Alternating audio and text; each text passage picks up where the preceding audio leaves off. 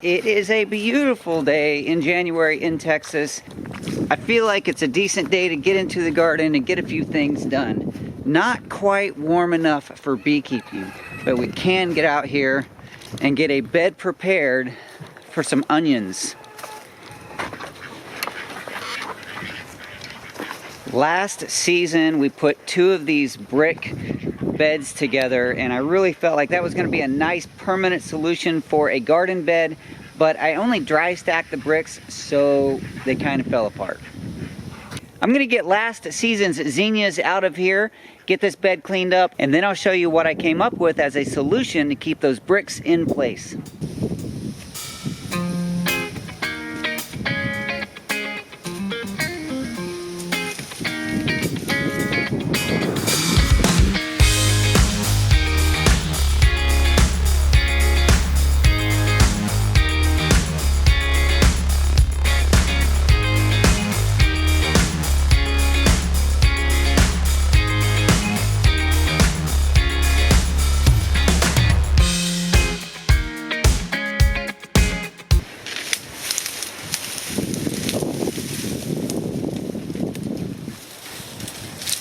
All right, now with last year's mess out of the way, we can get our bricks stacked up the way we want them, and then we'll secure them.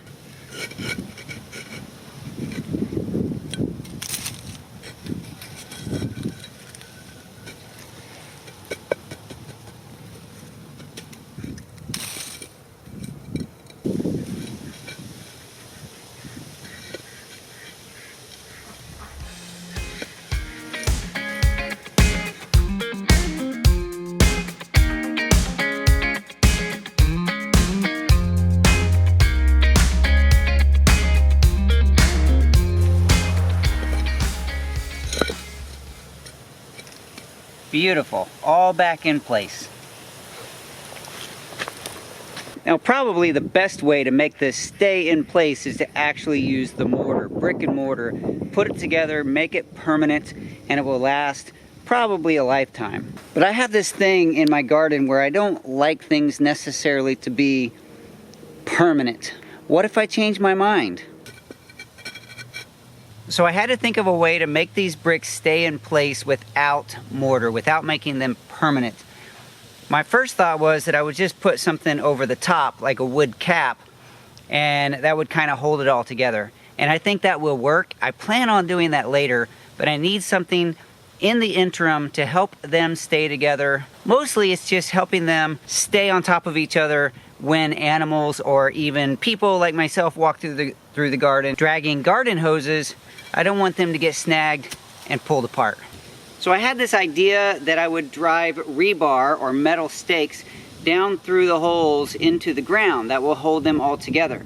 And I think it's going to work, except I didn't want to go buy a bunch of rebar. But I do have a stack of old metal that needs used or discarded because it's not good for much. So I have this old cattle panel, which is made out of this thick, heavy gauge wire. And I thought, well, that will probably work. So I cut that cattle panel apart, and now I'm going to use these as stakes to go through the bricks. First of all, I'm going to cut them to be a length that will go through 3 bricks and a little bit into the ground.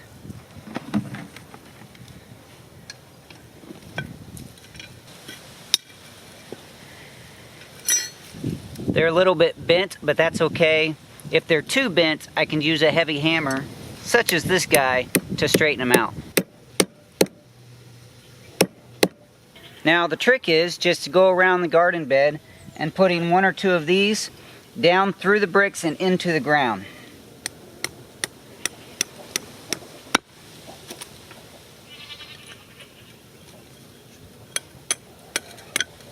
I think ideally I would have 2 metal stakes per brick. That's going to tie the top bricks into the middle layer, into the bottom layer.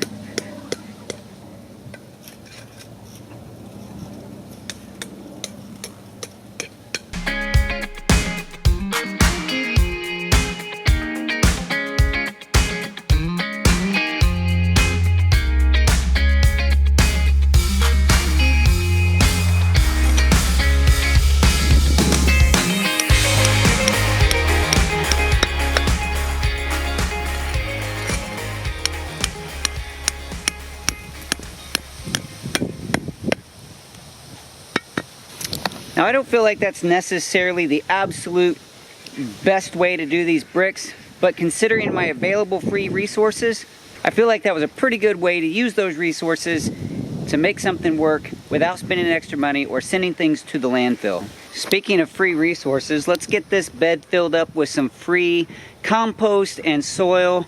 That way we can have it ready for our onions. And I've never purchased peat moss, but my cousin, when he was moving, he had a couple of bags behind his house by his garden that didn't get used, and he didn't know what to do with them. So I offered to give them a new home.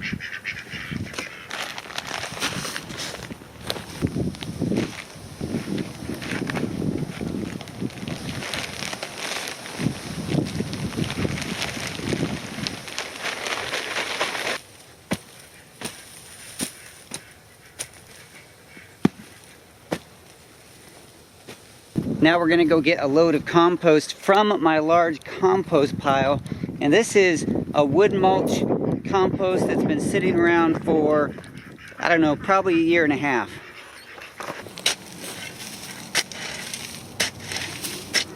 Down underneath that pile is a lot of really good decomposed wood that would be great for compost.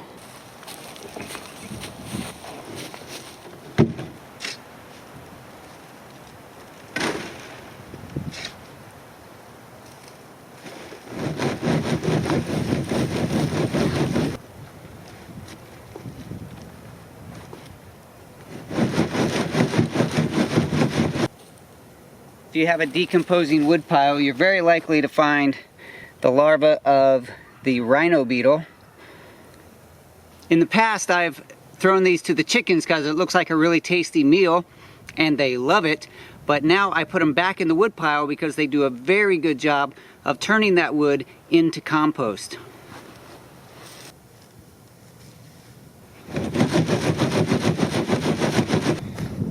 We're going to take this good stuff that we sifted back to the garden, and the mulch, the larger stuff, stays in the pile.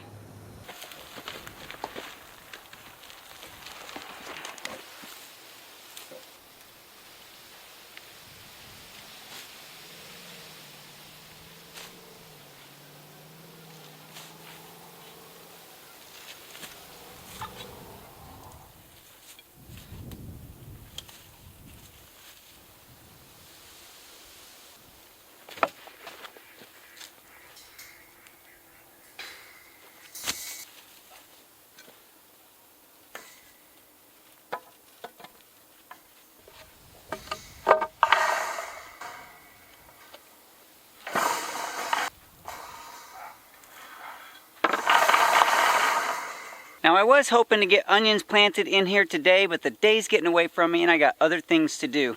The bed is prepared, covered with wire to keep the cats out, because this great big garden bed's gonna look like a great big litter box to them. I don't want them doing that in here because my food's growing in here. Soon I'll get the onions planted. I do believe that everyone has a story and every story counts. I believe your story counts because you count. Thank you so much for being a part of my story through this video and letting me be a part of yours. I'll talk to you soon.